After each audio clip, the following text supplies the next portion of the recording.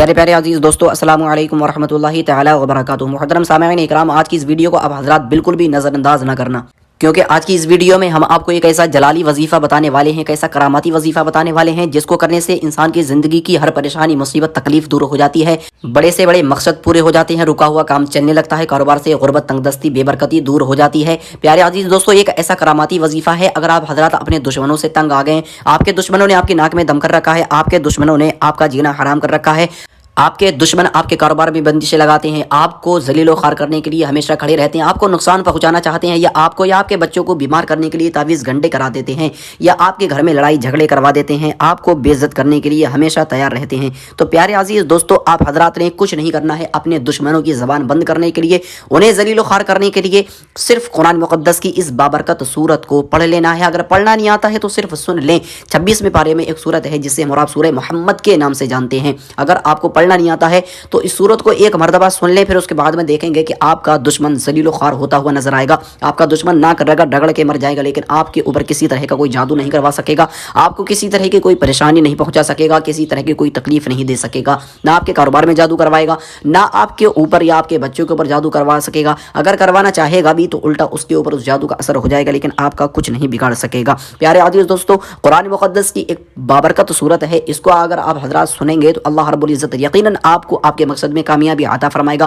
اللہ رب العزت کی ذات پہ بھروسہ رکھتے ہوئے، اس کے اوپر یقین رکھتے ہوئے اس صورت کو ایک مرتبہ سن لیں، پھر اس کے بعد میں اس وظیفے کے چمتکار دیکھیں گے کہ آپ کا ہر مقصد پورا ہو جائے گا۔ اللہ رب العزت آپ کو اور آپ کے بچوں کو ہر طرح کی پریشانی سے، مصیبت سے محفوظ فرما دے گا۔ اللہ رب العزت آپ کے اوپر اپنا خاص فضل و کرم فرمائے گا۔ رجب کا مہینہ ہے، 27 رجب سے پہلے پہلے اس وظیفے کو کر لیں، پھر اس کے بعد میں خود چمتکار دیکھ لیں گے۔ دوستو چلتے ہیں، سورت کو سن لیتے ہیں۔ اعوذ باللہ من الشیطان الرجیم، بسم اللہ الرحمن الرحیم۔ الذین کفروا وصدوا عن سبیل اللہ اضل اعمالهم والذین آمنوا وعملوا الصالحات وآمنوا بما نزل على محمد وهو الحق من ربهم كفر عنهم سيئاتهم وأصلح بالهم ذلك بأن الذين كفروا اتبعوا الباطل وأن الذين آمنوا اتبعوا الحق من ربهم كذلك يضرب الله للناس أمثالهم فإذا لقيتم الذين كفروا فضرب الرقاب حتى إذا أثخنتموهم فشدوا الوثاق فإما منا بعد وإما فداء حتى تضع الحرب أوزارها ذلك ولو يشاء الله لانتصر منهم ولكن ليبلو بعضكم ببعض والذين قتلوا في سبيل الله فلن يضل أعمالهم سيهديهم ويصلح بالهم ويدخلهم الجنة عرفها لهم يا أيها الذين آمنوا إن تنصروا الله ينصركم ويثبت أقدامكم والذين كفروا فتعسا لهم وأضل أعمالهم ذلك بأنهم كرهوا ما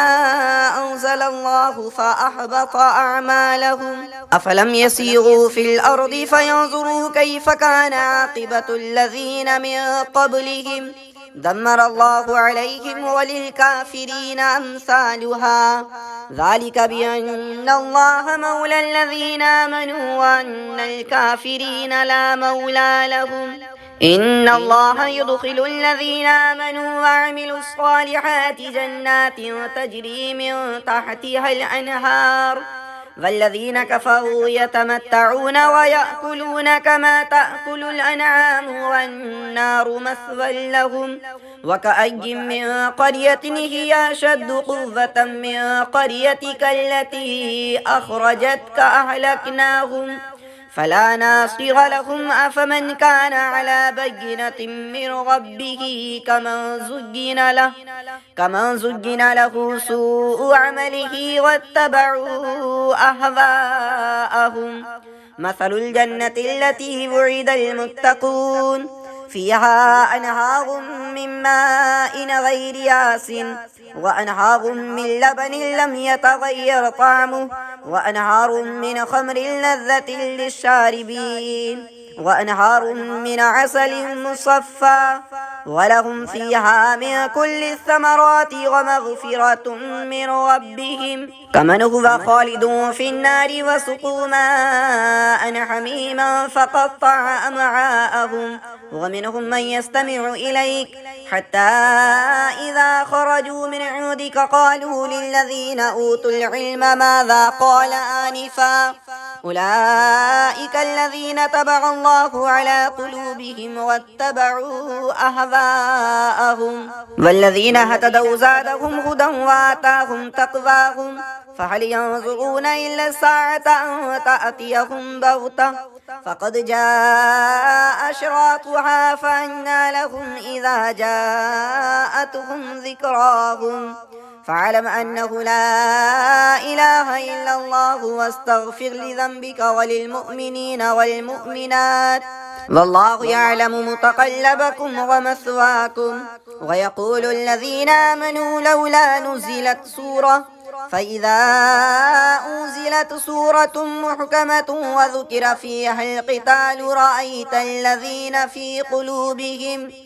قلوبهم مرض ينظرون إليك نظر المغشي عليه من الموت فأولى لهم طاعة وقول معروف فإذا عزم الأمر فلو صدقوا الله لكان خيرا لهم فهل عسيتم إن توليتم أن تفسدوا في الأرض وتقطعوا أرحامكم أولئك الذين لعنهم الله فأصمهم وأعمى أبصارهم أفلا يتدبرون القرآن أم على قلوب أقفالها